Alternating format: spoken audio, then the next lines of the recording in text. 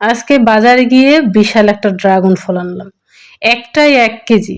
তবে আমি একটাই ১ কেজি ওটা আনি নাই, একটা আধা কেজি এসে সেটাই আনছি। রায়ান দেখে নাই, রায়ানকে হঠাৎ করে দেখাইছি। রায়ান বলে, বাবা এত বড় ড্রাগন ফল আনছো। সচরাচর বড়গুলো আনা হয় না, কারণ বড়গুলা হাইব্রিড, তাই জন্য খাওয়া হয় না। তো হ্যালো এভরিওয়ান, আসসালামু আলাইকুম। চলে আসছি নতুন একটা ব্লগ লইয়া। এরপর দুপুরবেলা কিন্তু খেতে বসছিলাম। আজকে রায়ানের লাউয়ের ছোলা ভাজি করছিলাম ডিম দিয়ে, এর সাথে একটু করলা ভাজি করছি, আর সাথে লাউ রান্না করছি শোল মাছ দিয়ে। তো রায়ান বলল কি, এরে বাবা এত সব সবুজ সবুজ, বাবা এত কিছু, এত মজার মজার খাবার হইবে। তো রায়ান বেশি কিছু খায় নাই। লাউয়ের ছোলা যদি ডিম ভাজি দিয়ে করছি, তাই জন্য লাউয়ের ছোলাটা দিয়ে রায়ান ভাত খাইছে। তারপর রায়ান খাওয়া দাওয়া করে একটু শুইছিল। পাশে দেখে যে, জানলার ওপাশে তাকাই দেখে যে বিড়াল। রায়ান বলে, মামা দেখে যাও কালা বিড়াল, দেখে যাও। তো তাকাইছিল, বাবা কি ভয়ানক ভাবে, যেই কাছে গেলাম দৌড়ে পালাইলো। এরপরে বারান্দা দিয়ে ভাবলাম যে একটু দেখি। ওরে বাবা, সে তো এক দৌড়ে কর্নারে চলে গেছে। ভয় পাস কেন রে, চলে গেছোস, দাঁড়া। এরপরে তাকাই তাকাই দেখছিল যে আমি কি করি। বিড়ালটা আসলে দেখছিল, আবার নিচে এদাপ করে নেমে গেল। ও তো আর ভাবছিল যে ওর ছবি তুলবো, আমার ছবি তুলবা, দাঁড়া আমি তুলতে দেবো না, দৌড় দিয়ে নামিয়ে চলে গেছে। এই যে কত সুন্দর দুইটা পাখি বসে আছে। এরপরে চোখ পড়লো আমার একটা গাছের উপর। এই গাছটা আমি খুব যত্ন সহকারে বড় করতেছি, কারণ এই গাছটা অনেক উপকারী গাছ। গাছটা দেখি একবার ভাবছিলাম বাঁচবে না, দেখি যে না, ভালোই হয়েছে। এই গাছগুলো কিন্তু এত বড় ছিল না, একটুকুই গাছ ছিল। এখন কত বড় হয়েছে, আর এর ছাপও না কতগুলো হইতেছে।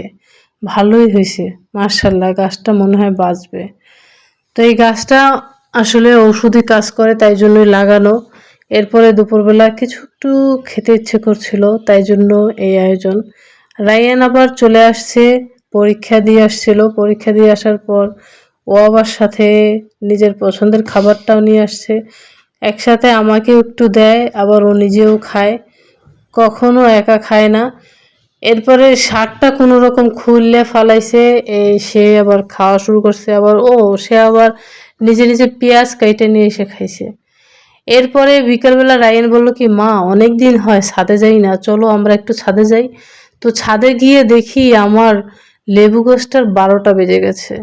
লেবু গাছটা তো মরেই গেছে। রায়ান বলে, মা এখন আর তুমি যত্ন করো না গাছের।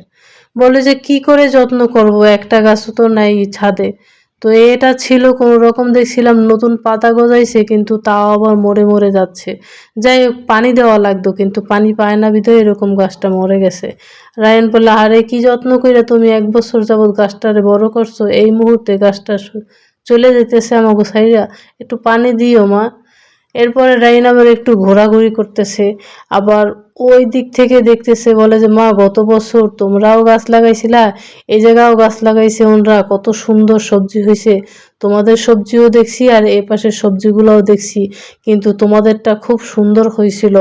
অল্প একটু জায়গার মধ্যে লাগাইছিলা, তারপরও পারফেক্ট হয়েছিল। এরপরে আবার রাইন বলল কি, মা এগুলো কি গাছ, এগুলো এত হয়েছে, সব গাছ মরে গেছে, কিন্তু এগুলো কেন মরে নাই? বলে যে, বাবা এই জায়গায় একটু ছায়া আছে, আর একটু মানে সেদলা আছে, সেদলাটা এখনো ভিজা, তাই জন্য এই গাছগুলো মরে নাই। আর এই দেখো, এই গাছগুলো কতগুলো গাছ ছিল এটার ভিতরে, সব গাছ মরে গেছে, কিন্তু এই নয়নতারা গাছ এখনো একটু একটু বাইচে আছে। পানি পায় না, তাই জন্য গাছ শুকিয়ে গেছে। রায়ান বলছে, এই গাছটা ওই গাছটা কি এক না? এখন রায়ান উকি দিয়ে দেখে, বাবা ওই বিল্ডিং এ যে কত সুন্দর গাছ হয়েছে। রায়ান বলে কি, মা দেখছো, তোমরা গাছ লাগাও না, দেখো এখন ওপারে কত সুন্দর গাছ লাগাইছে, কি সুন্দর লাগে। আগে প্রতিদিন বিকেল আসতা ছাদে পানি দিতে গাছে, কিন্তু এখন আর আসো না, ছাদেও আসো না, আর গাছও লাগাও না, দেখো কত সুন্দর লাগে ওই পিসের ছাদটা। এরপরে বাসায় এসে রায়ানকে বললাম কি, বাবা আমার একটু না চা খাওয়াইতে পারো? রায়ান বলে যে, আচ্ছা ঠিক আছে, চা করে দিচ্ছি। রায়ান, ও মা কত সুন্দর একটু চা করে দিয়েছে, তাও আবার রং চা। আমি বলছিলাম একটু রং চা করো। রায়ান বলছে, একটু দুধ চা করবো? কই না না, এখন ঠান্ডার দিন, একটু রং চা করো, ভালো লাগবে। ও আবার সুন্দর দারচিনি এলাচ দিয়ে একটা সুন্দর কালারের একটা চা বানাই দিছে, সেই স্বাদ, এক চুমুকি একেবারে সেই রকমের স্বাদ পাইছি। এবার একটু লেবু দিছি, লেবুর রস দিলে কিন্তু চায়ের কালারটা আরো সুন্দর হয়। খেতেও কিন্তু দারুণ টেস্ট। তবে রায়ান শুধুই কিন্তু চা করে নাই, সে কিন্তু ব্রেডটাও করেছে। যাক একটু একটু ছ্যাঁকা লেগেছে, তারপরে তো করে দিয়েছে। কজন ছেলেই বা এরকম করে, মাশাল্লাহ। ও আমার আসলেই অনেক উপকারে আসে। এরপরে তো আমি আর রায়ান জমিয়ে চা খেলাম, দারুণ লাগলো। এরই মধ্যে চলে আসলো আবার রাইনের বাবা। ভাবলাম যে ড্রাগন ফলটা কেটে নেই। ড্রাগন ফলটা কেটে নিছি, কিন্তু বিশাল, একটুও মোটা না চামড়া, কত সুন্দর, কত বড় একটা ড্রাগন ফল। তবে ড্রাগন ফলটা খেতে কিন্তু লাল শাকের মতো লাগে আমার কাছে। কার কাছে কেমন লাগে তা জানি না। রায়ান বলল কিছুটা টুকরো করো আর কিছুটা ছোলার সাথে রাখো, আমি এভাবে খাবো। রায়ানের জন্য ছোলার সাথে রাখছি, আর আমরা টুকরো করা ড্রাগনগুলো খেয়েছি। ভালোই লাগলো মোটামুটি, তবে মিষ্টিটা অতটাও লাগে নাই, মোটামুটি মিষ্টি লাগছে। তো আজ এ পর্যন্ত, সবাই ভালো থাকবেন, সুস্থ থাকবেন, খোদা হাফেজ।